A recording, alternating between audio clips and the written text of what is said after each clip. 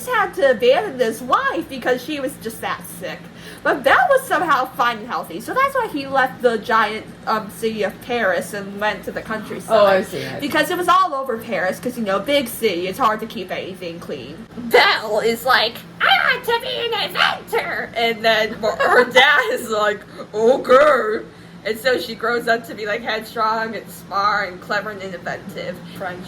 It kind of did. Everyone decides to rally around her and sing about how much of a weirdo she is because she's she's educated. She doesn't want to get married at 13.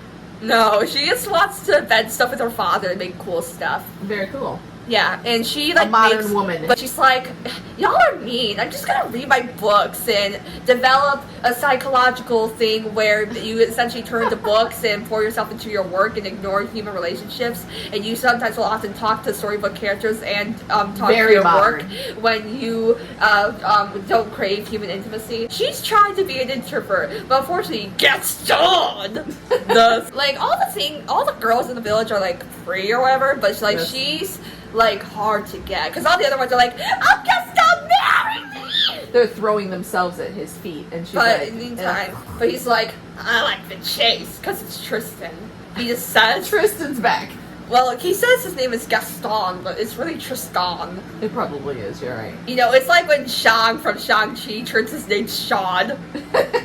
You know, you're starting to get a little creepy. He's like, oh, I could get really creepy. So he takes her book and he throws it in the mud. She's like, oh, that is just over the top. See, that's when you knock him in the nuts. Then she's like, I'm taking you down. So basically, now it depends on which version you read. Do you know how expensive parchment is nowadays?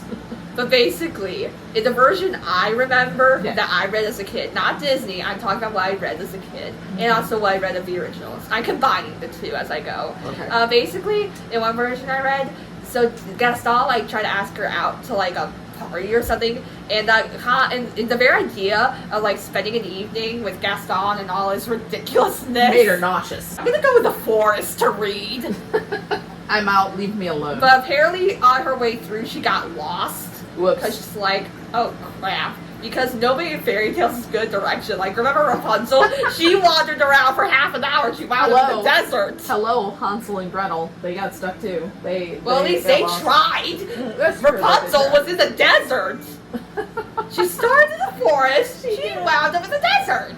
We don't know why she does that. Ariel started in the sea. She ended up in the sky. She's in the forest and she's like, boo-hoo-hoo, I don't know where I'm going. Boo-hoo. I like it. And then she finds a horse. Oh, a horse. And it starts chewing on her book. So she lost her last source of navigation. So he's smart too. He wanted to read the book. She wouldn't give it to him. So he was like, absorbs the knowledge. Exactly. You absorb the knowledge in its own unique way. Ooh, it's a castle. I wonder if there's anyone inside. She walks inside. She sees all these objects. Ooh, so many fun breakables. Lumiere's like, wait. She's like, wait, a talking candle? And she's like, ah! Hits. But then he's like, do not hit me again, mademoiselle. I need you to break the spell. I am French wax. That rage. I am French wax. I do know how expensive I am. And she's like, actually, I do know the exact value cost of wax because I'm very intelligent.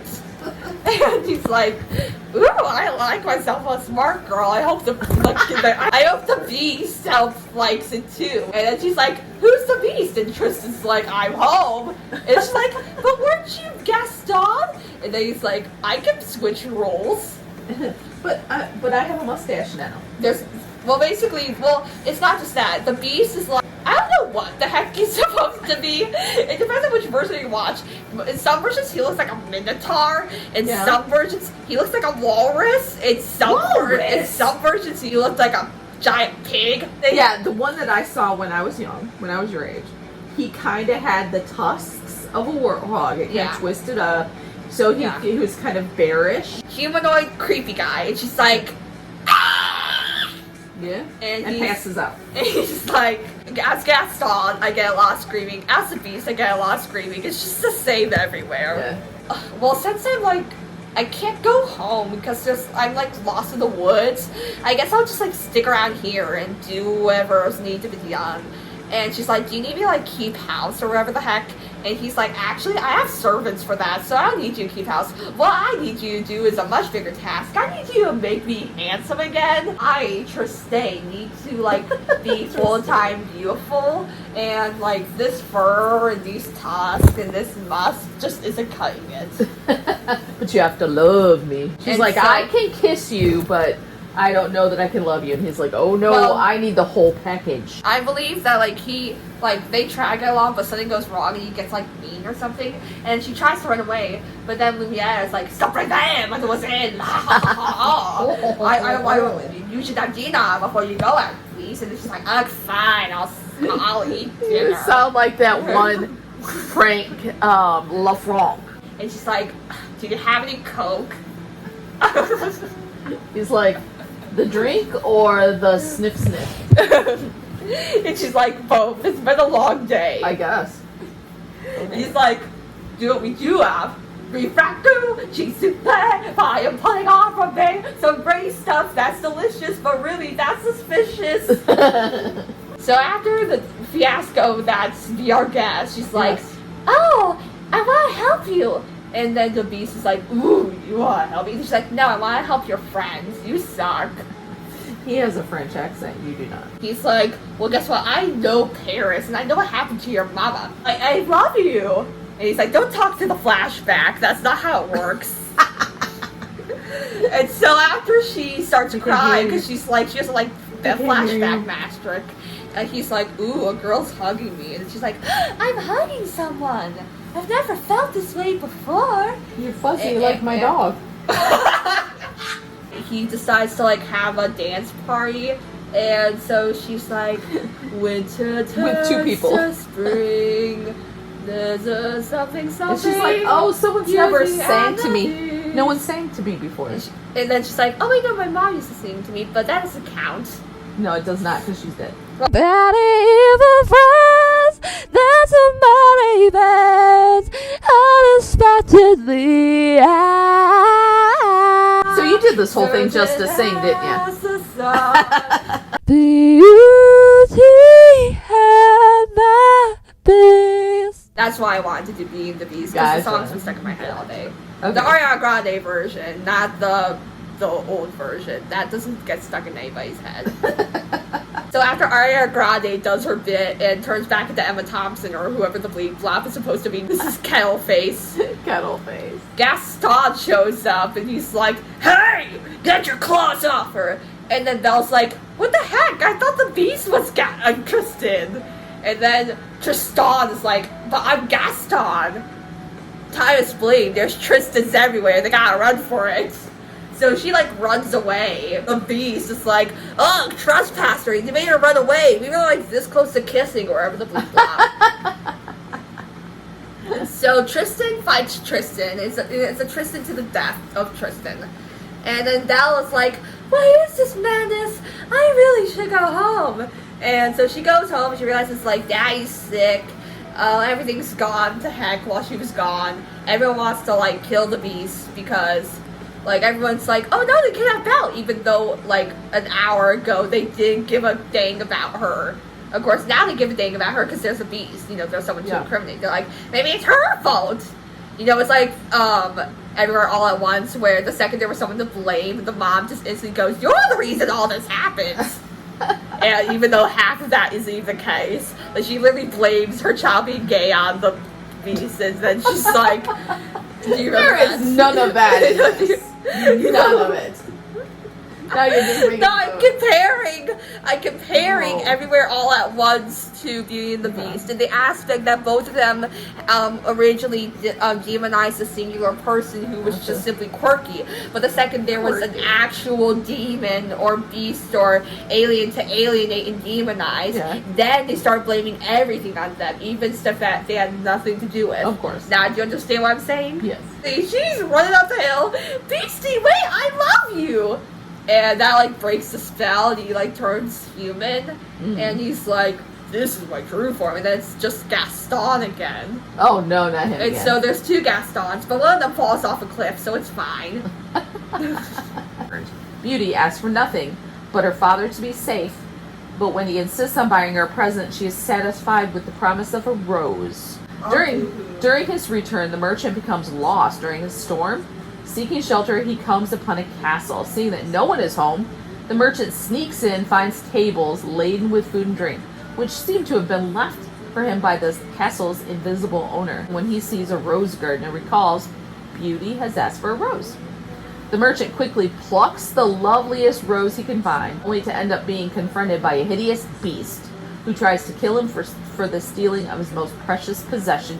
So instead of being a decent father and just saying, no, I'm not going to do it, he's like, nah, you can have my kid. Well, yeah, that's just Fairy Tale 101. She searches and discovers many enchanted rooms containing entertainment ranging from libraries to aviaries to enchanted windows allowing her to attend the theater. She also comes across many animals, parrots, monkeys, but never the prince from her dreams. For months, Beauty lives a life of luxury, having every whim catered to with no end of riches to amuse her and an endless supply of exquisite finery to wear. Eventually, becomes homesick and begs the Beast to allow her to see her family again. He allows it on the one condition she return exactly 2 months later. Beauty agrees and is presented with an enchanted ring, which allows her to wake up in her family's new home in an instant when turned 3 times around her finger. Her older sisters are surprised to find her well-fed and dressed in finery, and their old jealousy quickly flares when their suitors gazes turn to Beauty. Even though she bestows lavish gifts on them and informs the men that she is only there to witness her sister's wedding, however, Beauty's heart is moved by her father's overprotectiveness, and she reluctantly agrees to stay longer. So, And when then the Beast is like, no, I want her. my heart is breaking. My heart is breaking. We've been apart for like a couple of hours. When 2 months. When 2 months have passed, she envisions the Beast dying alone on the castle grounds and hastens to return despite her brother's resolve to prevent her from doing so. They didn't care about her the first time. Now she's got all this lavish stuff. They're like, no, you don't have to go back now. Once she is back in the castle, Beauty's fears are confirmed and she finds the Beast near death in a cave. Seeing this, Beauty is distraught, realizing she does love him. Despite this, she remains calm, fetches water from a spring, which she uses to resuscitate him. That night, she agrees to marry him, and when she wakes up next to him, she finds that the Beast has transformed into the unknown prince from her dreams. So wait, she wakes up next to him. She agrees to marry him, says, "Oh, Beast, I missed you. I will marry you." And then she falls asleep next to him. This is followed by the arrival of the fairy who had previously advised her in her dreams, along with a woman she does not recognize, in a golden carriage pulled by white stags. So it's the fairy godmother again? The woman turns out to be the prince's mother, whose joy quickly falters when she finds out that Beauty is not of noble birth. She has some nerve. "Mom, where the heck have you been? He was ugly, so I didn't come home, but now that he's looking good, I'm back." The fairy chastises the mother and eventually reveals that Beauty is her niece, with her actual father being the queen's brother from Fortunate Island and her mother being the fairy's sister. Oh my god, talk about everyone being all twisted up.